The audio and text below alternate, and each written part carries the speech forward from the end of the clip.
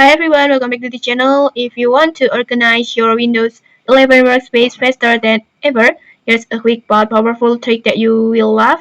In this Windows 11, you can instantly snap any window into a layout just by dragging it to the top of your screen like this.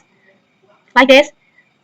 Just click and hold any window and then just drag it all the way to the top edge like this, and as soon as your cursor touches the top border, Windows will show several snap layout options like this, like side by side, and then just like a grid like this or a perfect split like this. Just simply release the window on the layout that you want and your screen will be auto rearrange everything for you like this.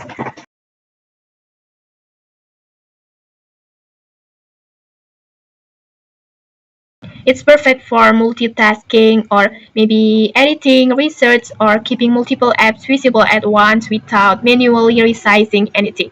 This feature will work on almost all apps and makes your workflow way cleaner and faster. And okay, that's your quick Windows 11 power tip. Just try it out and you will never go back to dragging and resizing windows manually. Okay, if you found this helpful, don't forget to like, comment, and subscribe for more tutorials. Thanks for watching and see you!